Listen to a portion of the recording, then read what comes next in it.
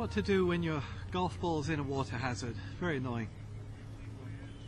Well, first of all, it need be agreed that there was reasonable evidence that your ball went into the water hazard. Just saying, oh, it went toward that lake, I therefore get to play under the hazard rules is not true. It actually reverts you back to rule 27 and you play it as a lost ball if there's not reasonable evidence.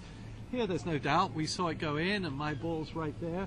And I don't feel like getting wet, so I'm not going to bother and walk in and try and hit it backward, left-handed, or any of the crazy things that golfers tend to do. So you can retrieve the ball if it's at all possible, but you don't have to. If you put another one there, that's fine. And also, once you do retrieve it, you're allowed to clean it. Then, understand that a hazard is distinct from a lateral water hazard. A hazard is usually marked by yellow stakes and very possibly a line. If they have both, it's the line that actually demarks the hazard. The yellow stake simply identifies it as a water hazard. And you have three options.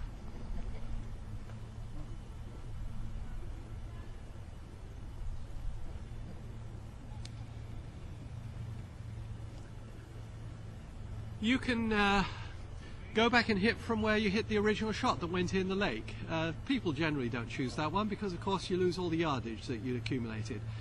Or you can keep the point where it crossed the margin of the hazard, and of course this is best guess, but it's you and your fellow competitors who agree.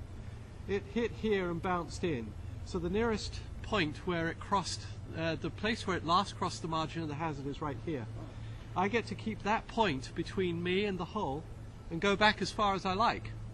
Now obviously I wouldn't go back too far, I don't want to lose all that yardage, but I can go back say 20 yards and get onto a nice flat area and give myself a good lie and a good shot at the green. Then you also get the third option, which is you can take two clubs lengths not near the hole.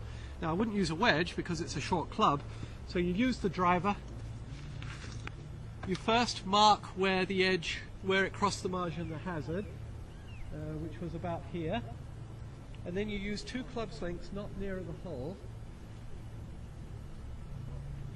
and put a marker in there.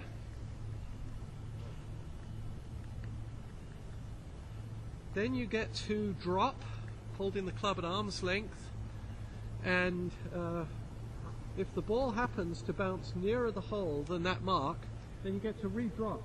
And if it comes to rest again in the hazard, you get to re-drop.